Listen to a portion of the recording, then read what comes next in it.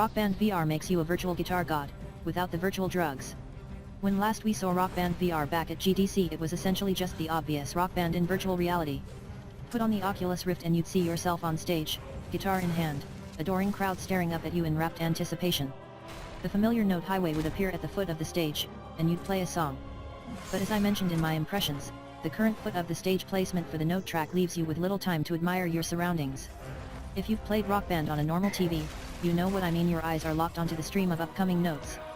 You could light my living room on fire and I probably wouldn't notice until the end of a song. Please don't do this. So Harmonix decided to go a different direction. That's what we saw at PAX this weekend, holed up in a hotel meeting room. What the team's essentially done is taken the freestyle guitar solos from Rock Band 4 and fleshed them out to entire songs. In Rock Band 4, Harmonix changed guitar solos from a complicated set of licks to a more performative system where any button you played, you'd sound good. You could play fast, you could play slow, and it'd always be in key, the important part. It was a bit more like playing a real guitar solo, though the trade-off for Rock Band purists was that it made the game less skill-based and less points-driven. And if you're the type of super technical Rock Band player, well, you probably won't like what's been done with Rock Band VR. Harmonix has ditched the note highway entirely, at least in the default mode of Rock Band VR. I confirmed that you could turn it back on and presumably stick with the old foot of the stage note highway design. We'll take a look when the full game releases. But the intended way to play Rock Band VR is now freestyle everything. Harmonix has recorded a ton of guitar riffs which then, depending on what buttons you're holding down and how fast you strum, are played in time with the original song and sorta feel like playing guitar. There's a skill-based portion to this. Different button combinations represent different chord types, and playing them at specific times or playing various patterns will net you score multipliers. 2 buttons side by side? Muted power chord. 2 buttons with a gap in between? Regular power chord. And so on. The point though is that you can make music without really needing to pay attention to any one thing. The suggested chord shapes appear on the guitar's headstock if you're going for score, but Rock Band VR is more concerned with the feel of being on stage. And it works, at least in the realm of a 15-minute demo. I played through Van Halen's Panama and Bon Jovi's Livin' on a Prayer, and it's freeing to not have to stare at the damn note highway. You can better appreciate the fact that you're really on stage. Playing a show for people with weirdly big heads. They're all cheering for you. You can look over at the drummer, noodle around with the bassist, or get right up in front of the stage and play guitar into the faces of your fans. Hell, you can even do Angus Young's weird little trot squat move and trigger overdrive, instead of lifting the guitar neck. It's dumb, it's fantastic, and I'm so happy Harmonix thought of it. Rock Band VR is concerned with presentation, with the experience.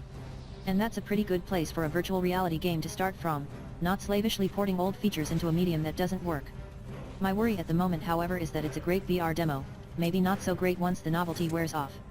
I'm a big Rock Band fan, but part of the draw was playing with friends. That's gone in Rock Band VR, since it's just guitar.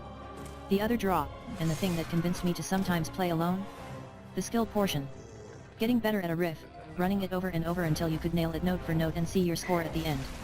That, too, is mostly gone in Rock Band VR.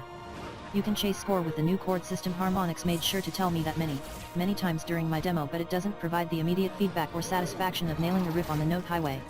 There is a story mode in Rock Band VR though, and that could be the game's saving grace, something to convince you to keep playing even once the "oh, I'm on stage" glee runs out. Rock Band 4's career mode was pretty hilarious, and I'm hoping Harmonix can bring that spirit and creativity over to VR. There's a lot that could be done to make you feel like you're living that rock star lifestyle from the confines of your living room. One last thing I think's important to mention, you're going to want some real speakers for this one, or some decent standalone headphones.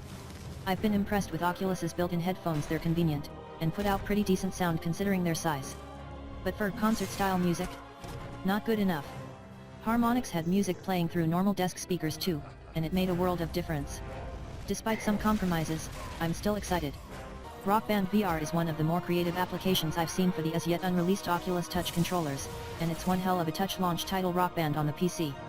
At last. Whenever Touch finally launches, I guarantee I'll be spending a fair few hours in my rockstar persona.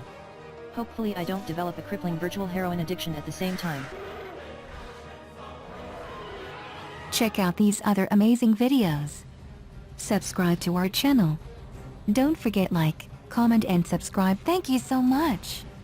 Subscribe now.